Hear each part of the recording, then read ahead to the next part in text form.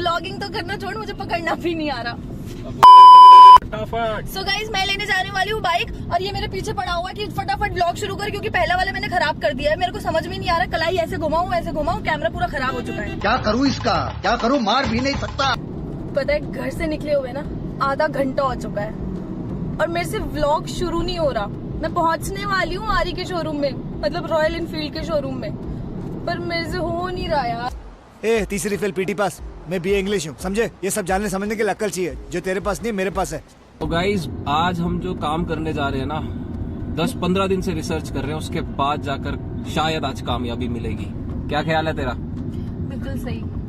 आज हम दिलाएंगे लड़की को बाइक। दिलाएंगे तो मैं ऐसे कह रहा हूँ, मैंने ही फाइनेंस किया है, पर कोई और है फाइनेंसर हमारा, हाँ तो पीछे बैठे। तो बस हम शोरूम पे पहुंच रहे हैं। हम जा रहे हैं आज रॉयल एनफील्ड, क्योंकि हमने बाइक डिसाइड करी है कौन सी लेनी है। तो लेट्स सी, अगर आज पसंद आ जाती है टेस्ट ड्राइव करते हैं, 1-2 दिन में डाउन पेमेंट करके उठा ही लेंगे। बहुत टाइम से ये कह रही है बाइक लेनी है, बाइक लेनी है, अब ले ही लो। और ये सारी लाइंस ना मैं पिछले आधे घंटे से बोलने की कोशिश कर रही हूँ, पर मेरे से एक भी नहीं बोली जा रही। कोई नहीं, धीरे धीरे सीख जाएगी। व्लॉगिंग आसान थोड़ी ना है। मुझे लगा था क्या करना है, कैमरा खोलना और बोलते जाना है। आधा घंटा हो गया मुझे हेलो फ्रेंड्स, हेलो गाइस, इससे आगे नहीं बढ़ पा रही हूँ मैं। तो क्या नाचो मैं? बढ़िया बढ़िया बढ़िया, बट लेकिन मैं बाइक से जरूर आगे बढ़ूंगी। वो भी पीछे बैठ के। मजेदार बात तो यही है, पीछे बैठ के आगे बढ़ूंगी। क्योंकि इसे बाइक चलानी नहीं आती। भरोसा नहीं है ना अभी किसी को। तू स्कूटी चलाती है, मेरे ऊपर बाल है, भरोसा कहाँ आएगा। वो भी कम हो रहे हैं दिन प्रतिदिन। Shut up. ऐसा कुछ बोलने में मुझे ऑफेंड कर रहे हो तुम यहाँ पर। नहीं, सुनो सुनो गाइस, इसको स्कूटी चलानी आती है और साइकिल भी ये आती है। बढ़िया पैरों से ब्रेक मारने वालों में से है। जूते घिस गए हैं बस मेरे। इसके जूते घिस गए हैं। अब देखते हैं जो बाइक हम सोच रहे हैं उस पे ये बैठ भी पाएगी या नहीं, इसकी हाइट भी पहुंचेगी या नहीं। Let's see. पहुंच गए हैं हम रॉयल एनफील्ड और देखेंगे आज स्क्रैम 411 और हिमालय। तो जो 450 वाली अभी टाइम लगेगा आने में, प्लस उसका बजट है जो ऊपर ही जा रहा है। अब कुछ और बाइक्स भी है जो हमने शॉर्टलिस्ट करी है, देखते हैं अगर रात को मौका मिला तो वो भी चलाकर आएंगे और चलते हैं। पहले मैं देख लूं इधर घूम के, कहीं तुम कैमरे में आ भी रहे हो कि नहीं, पता चले मैं ही आ रही हूँ। भाई लाइट जा रही है, उसके बाद अच्छी वीडियो आएगी नहीं तो फायदा क्या। और आरी पे हम पहुंच गए। यार मेरे तो व्लॉग बनाना कोई आसान है क्या? मेरे बस की है क्या? मेरी ट्रेन की भी नहीं, मेरे प्लेन की भी नहीं है। कोई नहीं, सीख जाएगी सीख जाएगी। हमारे साथ रहेगी तो सीख जाएगी। तुम्हारे साथ रहूंगी तो इरिटेट होती रहूंगी क्या? सब समझ रहा हूँ। जैसे मैं आरी के शोरूम में पहुंची, मैं इतनी एक्साइटेड थी, इतनी खुश थी कि मैंने अपनी माइक की वायर्स चेक ही नहीं करी कि अच्छे से कनेक्ट हुई हैं या नहीं। तू क्या बोल रही है? मैंने शोरूम के अंदर एंट्री करी और मैंने देखी बहुत सारी बाइक खड़ी थी और पता है सारी की सारी बहुत ही अच्छी लग रही थी। यहाँ सबसे पहले मेरी और साहिल की नज़र गई वो ब्लू कलर की मिटियोर पे।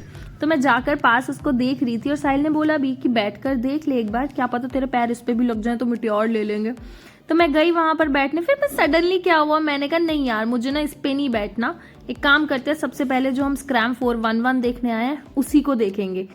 यहाँ इनके पास कोई नई बाइक तो नहीं खड़ी थी शोरूम में, बट उन्होंने कहा कि सर मैं आपको टेस्ट ड्राइव दिलवा सकता हूँ, मेरे पास एक बाइक खड़ी है तो अगर आप चाहो तो टेस्ट ड्राइव ले लो।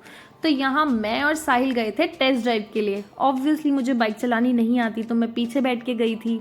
टेस्ट ड्राइव के बाद सबसे ज़्यादा ज़रूरी काम किया, मैंने बैठकर देखा कि मेरे पैर एक्चुअल में नीचे लग भी रहे हैं या नहीं। तो मैंने देखा मेरे पैर टच तो हो रहे थे, एक पैर अच्छे से टच हो रहा था, दूसरा पैर जैसा आप देख सकते हो कि पूरा टच नहीं हो रहा था, बट मैं बैलेंस कर पा रही थी। तो मैं बहुत खुश थी कि चलो यार मैं अच्छे से बाइक को मैनेज कर पा रही हूँ। फिर मुझे साहिल ने बोला कि स्टैंड हटा और फिर बैलेंस करके देख। फिर मैंने यहाँ पर स्टैंड हटाया और बैलेंस किया, तो मैं बहुत कंफर्टेबली बैठी हुई थी और मैंने अच्छे से बैलेंस भी किया, जिसकी वजह से मैं और ज़्यादा खुश हो गई। फिर यहाँ मैं साहिल को समझाने की कोशिश कर रही थी कि क्या मैं थोड़ा सा आगे तक हुआ हूँ बाइक पे। तो उसने मुझे बोला चुपचाप बैठी रहे और तू बस बैलेंस कर लिया, अब उतर जा बाइक से। और सच बोलूँ तो मेरा उतरने का बिल्कुल मन नहीं कर रहा था, मन कर रहा था कि थोड़ा राइड कर लूँ। और यहाँ मैं साहिल को बुलाकर अपना स्टूपिड सा ज्ञान बांट रही थी, जो कि एक्चुअली ये नकल गार्ड्स हैं। और मैं ऐसे बोल रही थी कि मैंने कहा पता है ये क्यों लगे हुए हैं, ये इसलिए लगे हैं ताकि अगर लड़कियों के नेल चिप्ड हों तो वो छुपा सकें, बट बेसिकली ये नहीं है, ये भी एक हैंड गार्ड है। यहाँ मुझे साहिल ने बोला चुपचाप स्टैंड पे लगा और उतर जा ताकि इसके बारे में और इन्फॉर्मेशन ले सकें, कोटेशन ले सकें, इसलिए मैं यहाँ पर बाइक से उतर गई थी। उप्स, मैं तो बताना भूल गई। फिर पापा ने भी बैठकर देखा और उनको भी काफ़ी कंफर्टेबल और अच्छी सी लगी ये बाइक। बाइक पर बैठने के बाद ये चीज़ तो कंफर्म हो गई थी कि मुझे शूज़ लेने ही पड़ेंगे। तो मैं यहाँ पर बस चेक कर रही थी शूज़ पहनकर कि सच में हाइट में डिफरेंस आएगा भी कि नहीं, क्योंकि देखने में तो ऐसा शूज़ मुझे कोई ऊंचे से लग नहीं रहे थे। बट पता है आपको इसका कॉस्ट क्या था? 12,000 रुपीज़। इसे पहनकर मैं साहिल के साथ अपनी हाइट चेक कर रही थी कि मैं लंबी भी हुई हूँ या नहीं। और एक्चुअली बोलूँ तो मुझे कुछ खास फर्क नज़र नहीं आया, बट एक चीज़ तो कंफर्म थी, इसे पहनकर ऐसा लग रहा था कहीं पास में ना रोड कंस्ट्रक्शन का काम चल रहा होगा और मैं वहाँ जाकर अभी काम शुरू कर दूँगी। यहाँ आरी ने हमें बहुत अच्छे से असिस्ट किया, बाइक के बारे में बताया। तो यहाँ मैंने और साहिल ने काम बांट लिया था, जैसे कि मैं कलर चूज़ करूँगी और साहिल फीचर समझेगा। पहले तो साहिल को ये जैकेट इतनी खास पसंद नहीं आ रही थी, लेकिन जैसे ही आरी वालों ने बताया ना सर इस पे बहुत अच्छा डिस्काउंट भी चल रहा है, तब साहिल ने थोड़ा सा खुश होकर उन सर से हाथ भी मिला लिया, क्योंकि डिस्काउंट तो किसको पसंद नहीं आता भाई। आज यहाँ पर ना 10 to 15% का हर चीज़ पर डिस्काउंट था बाइक को छोड़कर। तो हमने अपने लिए हेलमेट देखा। यहाँ पर ना साहिल अपने लिए लाइट वेट हेलमेट ढूंढने की कोशिश कर रहा था, क्योंकि साहिल की नेक प्रॉब्लम की वजह से वो हैवी हेलमेट नहीं पहन सकता। यहाँ इन्होंने हमें बताया सर स्क्रैम 411 का वेटिंग पीरियड चल रहा है, अगर आप बुकिंग करवाएंगे आज तब जाके आपको 15 to 25 डेज में मिलने के चांसेस हैं। सारी जानकारी बटोरने के बाद अब हम जा रहे हैं घर वापस। यूजुअली क्या होता है ना, जब आप बाइक देखकर निकलो तो लोग बात करते हैं कि बाइक कैसी लगी, कंफर्टेबल थी नहीं थी। उसका 300-500 ग्राम के आसपास होगा। ये आपस में बात कर रहे हैं कि हेलमेट कौन सा लिया जाए। भाई हेलमेट, बाइक तो ऑलमोस्ट फाइनल है। अब हमें ये है कि हेलमेट ऐसा लेना है जो हमारी गर्दन को दिक्कत ना दे। लॉन्ग टर्म हम सोच के चल रहे हैं ना, नेक का ध्यान रखना है, और हमें तो खास कर रखना है। जो मेरे चैनल को फॉलो करते हैं उन्हें पता है हमारी नेक की बैंड बजी पड़ी है। गाइस हमारे फोन की स्पेस भर गई है, इसलिए हम कुछ खाएंगे ताकि आप लोग देख ना पाओ हम क्या गा रहे हैं। अच्छा हुआ आपने नहीं देखा, बहुत बकवास था, मैं तो कभी नहीं खाने वाली दोबारा।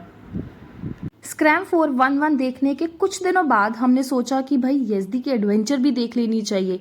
सो दिल्ली का ट्रैफिक चीरते हुए हम लोग पहुंचे यजदी के शोरूम में, और वहां पर मैंने देखी यजदी की एडवेंचर, जो कि बहुत अच्छी लग रही थी। बट ना एक्चुअली बोलूँ तो ये बहुत बड़ी बाइक थी, तो मुझे नहीं लग रहा था कि मैं इस पे बैठ के अपने पैर, मतलब मेरे तो स्क्रैम पे भी पैर नहीं लग पा रहे थे, इसमें तो क्या ही लगेंगे। बहुत बड़ी बाइक थी यार ये। जब मैंने बाइक पर बैठकर देखा तो बाइक बहुत हैवी लग रही थी यार। मुझे नहीं लग रहा था मैं बैलेंस कर पाऊंगी, इसीलिए ना ये भैया भी पीछे खड़े हो गए थे, तो ये भी बैलेंस कर रहे थे, पीछे से सपोर्ट दे रहे थे मुझे, ताकि मैं गिर ना जाऊं या इनकी बाइक ही ना गिरा दूं।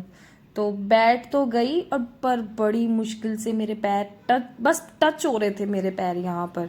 तो मैंने तो भैया इसको तो मना कर दिया था, मैंने कहा बहुत हैवी है, मैं संभाल नहीं पाऊंगी इसे। और फिर जाकर मैं रोडस्टर पर बैठी, और सच बताऊं तो ये बहुत ही ज़्यादा अच्छी और क्यूट सी बाइक लगी मुझे पहले तो, बट जब मैं इसके ऊपर बैठी और मैंने इसको बैलेंस किया, यार ये तो मक्खन मलाई जैसी लग रही थी मुझे।